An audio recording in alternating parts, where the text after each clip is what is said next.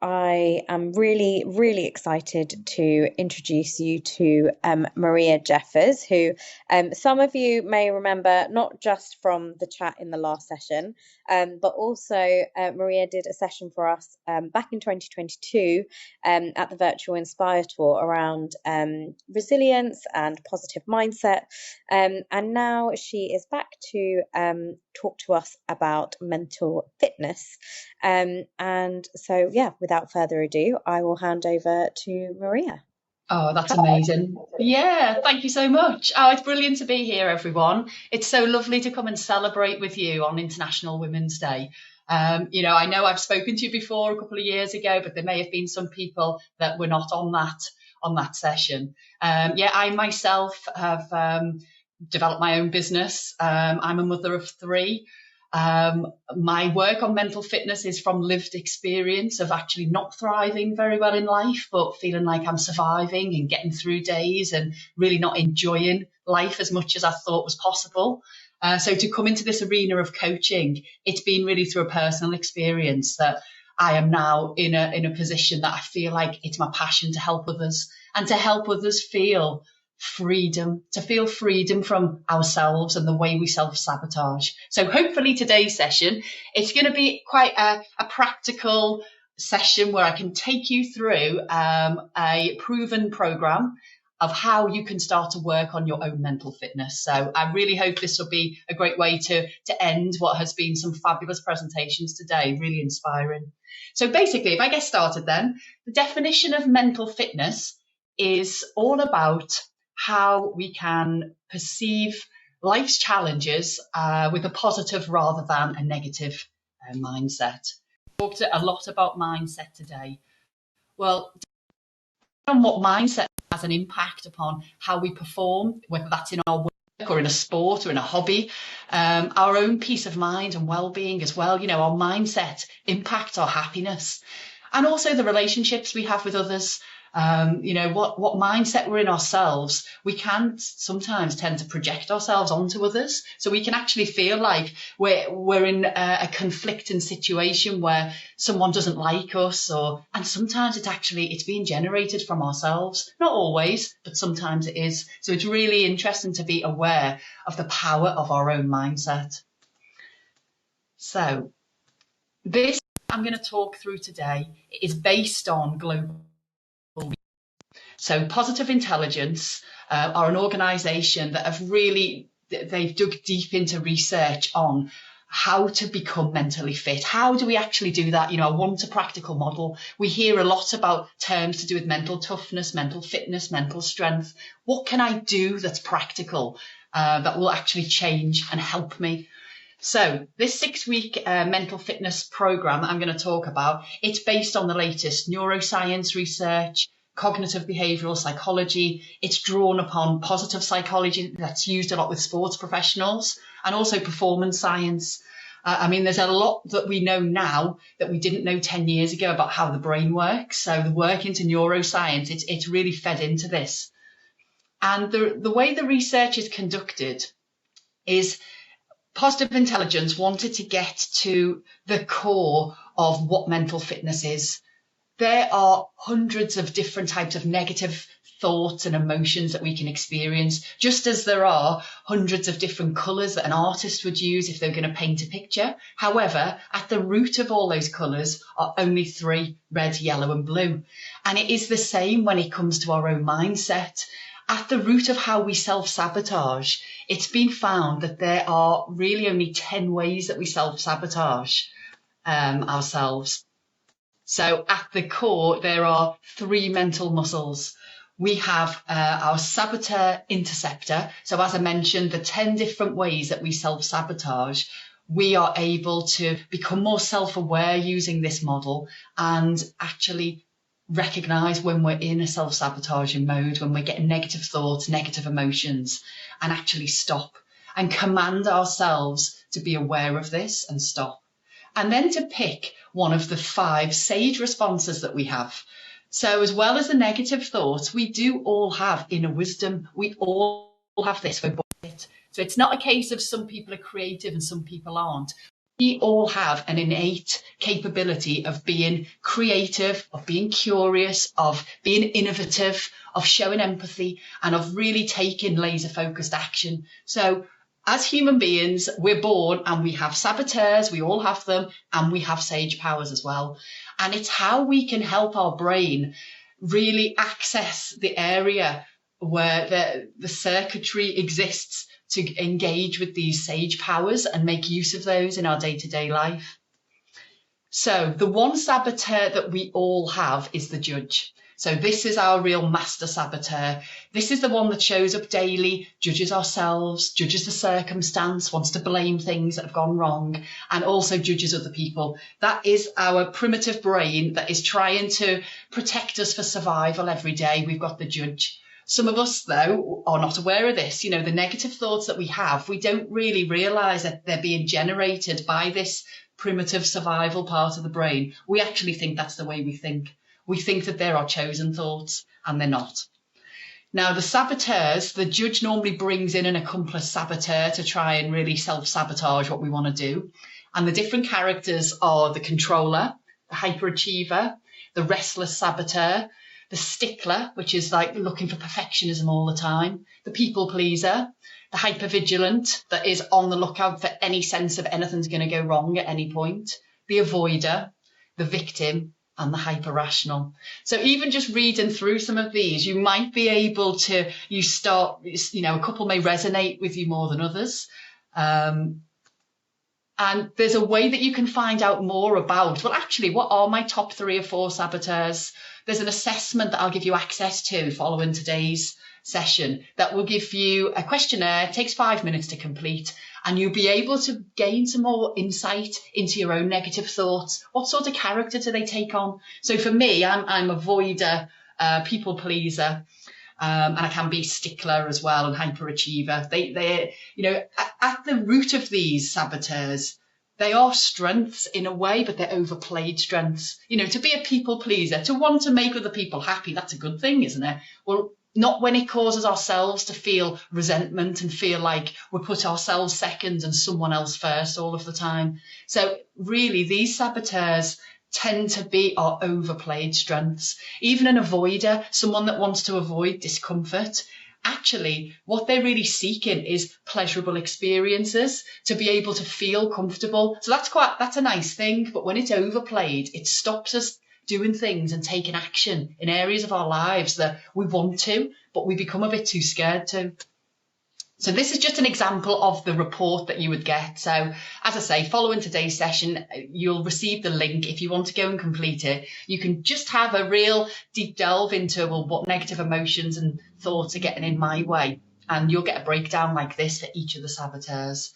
And, you know, really the starting point for myself and for anyone on any sort of journey of growth, self-development, it's self-awareness. It's becoming really aware. Like we were saying earlier, I think it was Rachel that was saying, people can't be what they can't see. Well, we can't change what we can't see either. We all have blind spots as to how we think and behave because it's our default patterns. We're so used to thinking the way that we do. We often don't think I don't think any negative thoughts. We maybe don't think we are negative until we delve into it a bit deeper and realise that our saboteurs are maybe motivating us to do things, but through fear, stress, anger, guilt, shame, insecurity. So, you know, think about in your own role. Sometimes I know as a working mum myself now, I did have 8 years out where I didn't work at all. That was because I felt so guilty. Every time I was in work, my mind was on, I should be doing something with the family, with the kids. And when I was with the kids, my head was on, I should be doing some work now. I feel guilty about that. So, you know, my actual experience was not enjoyable in any way, shape or form. I was not present in what I was doing at all. I was racked with these, you know, saboteur-driven thoughts and judging myself constantly. Now, the sage, there's another way to experience our day-to-day, and that is choosing one of the sage powers. And this will motivate us through more positive emotions. So we can show more empathy towards ourselves. If we're having a bad day, we don't need to beat up ourselves even further. Show yourself some empathy.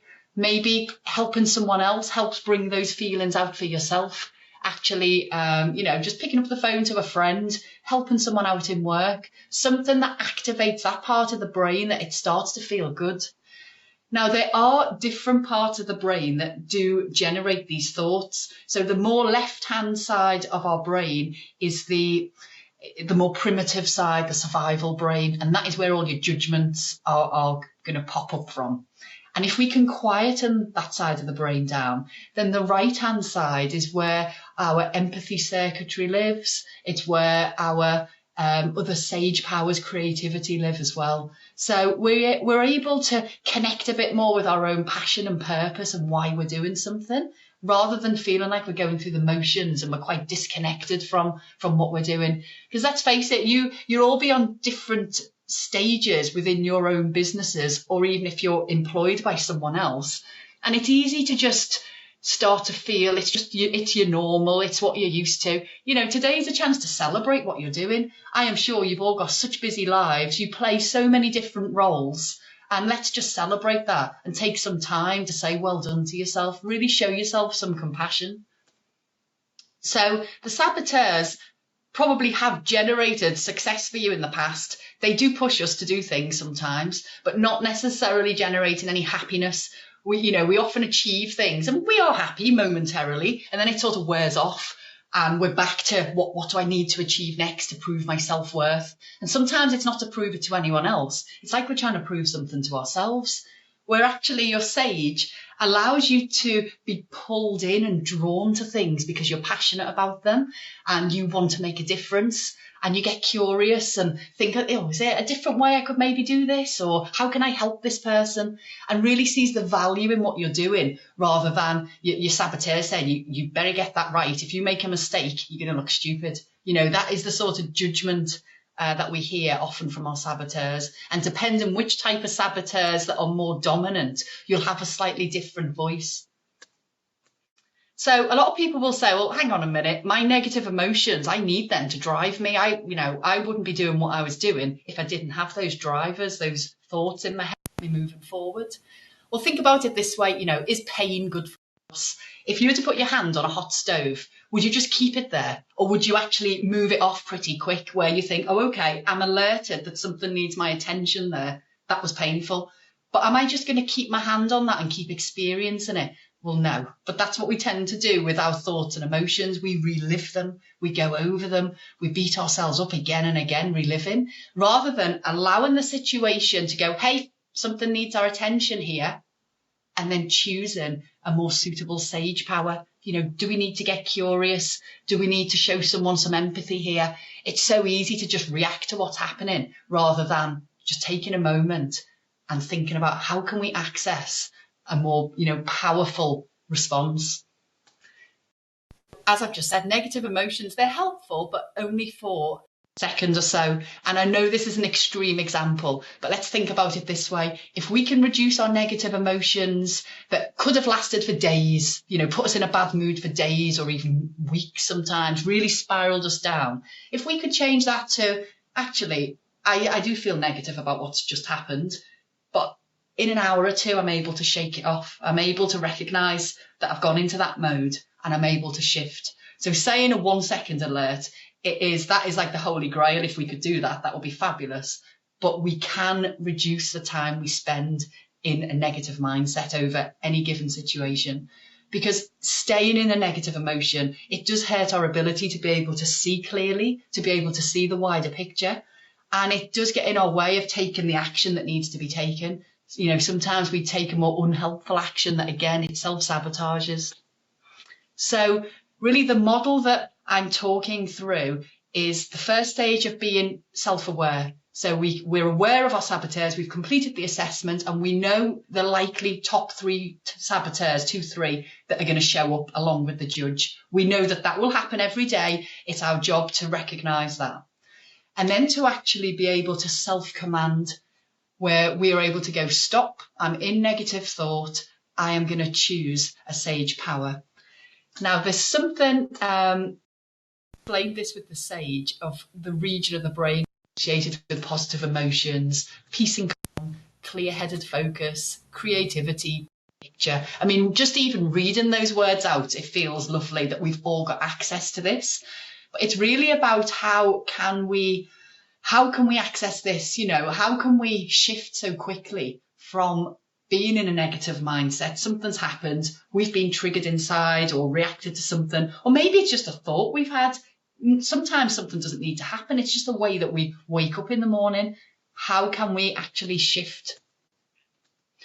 Well, I'm going to talk you through, there's something that I'll do in a second, a little exercise. I'm going to invite you to close your eyes, and we're just going to become really present within our body, because that's what we're often lacking at this stage. When we go into negative emotion, we've sort of disassociated with our own body. We've got lost in our mind. We are all in our head and not in our body. And we want to be able to access this gift where every outcome or circumstance can be turned into an opportunity. And to be able to really access that, we need to be able to train our brain to just be able to stop and create a bit of space for ourselves. So a lot of people will say, well, which perspective is actually true? Is it the saboteur perspective that this is bad, what's happened is bad? Or is it the sage perspective that this could be turned into a gift? And the truth really is, whichever you believe does come true. And it's like what Camilla was saying earlier on. You know, there's a lot of people that she's working with where they're actually having to turn some of the experiences and of their own life and trying to see, can I generate some positivity from that? You know, is that possible to look at certain things that I've experienced as a gift to help propel me forward? So I'd like to invite you to close your eyes, and I'm going to do exactly the same. So if you just close your eyes and just take a couple of deep breaths.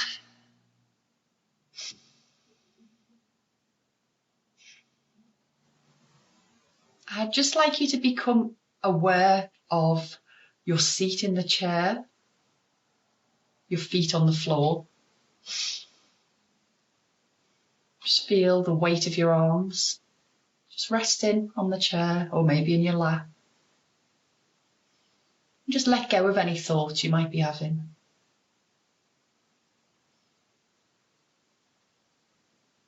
It's perfectly normal to have thoughts rushing in, but just let them go. Just try to be aware, as I say, your feet on the ground, maybe of your breath. If there's any sounds you can hear in the distance, just label the sound. You don't need to think about it. Just label it. And just let any thoughts go.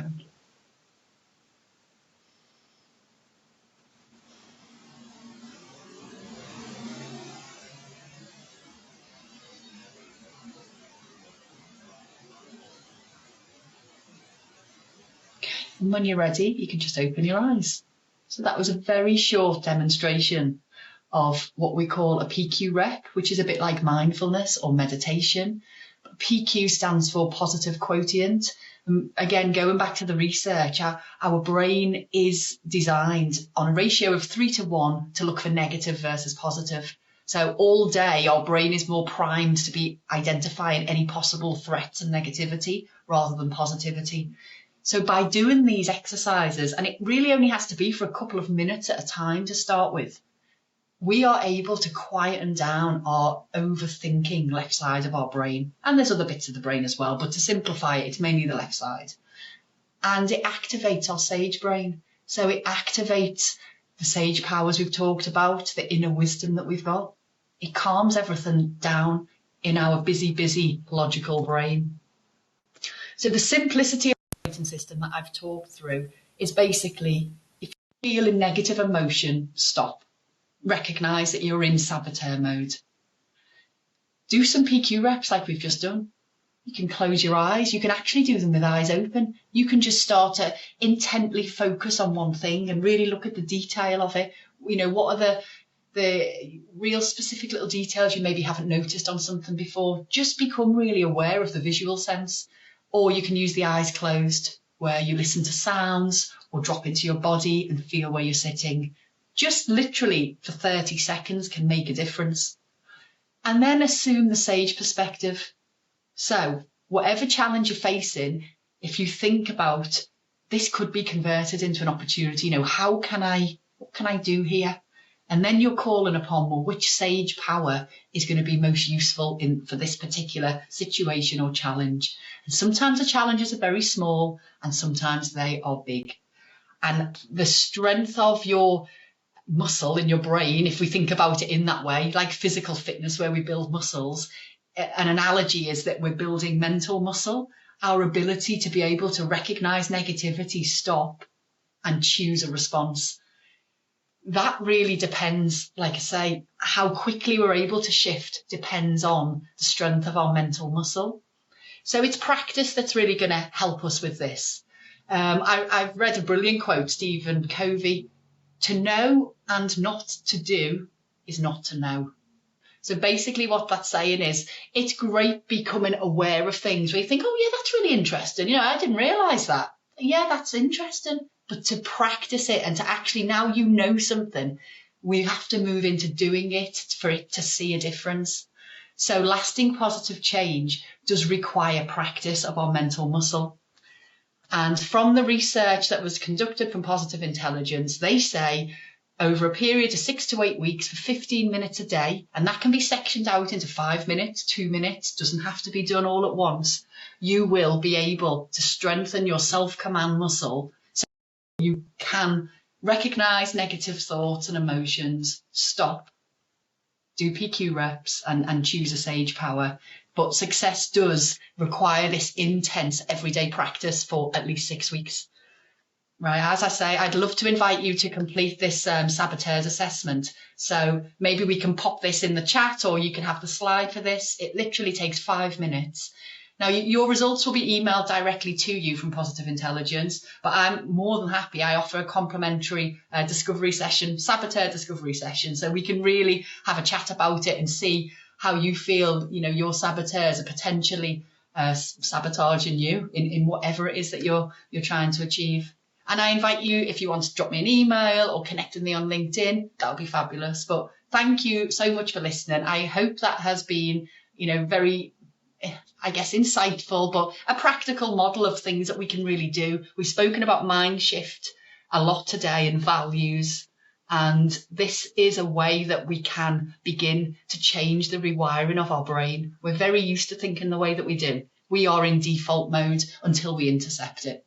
But thank you very much.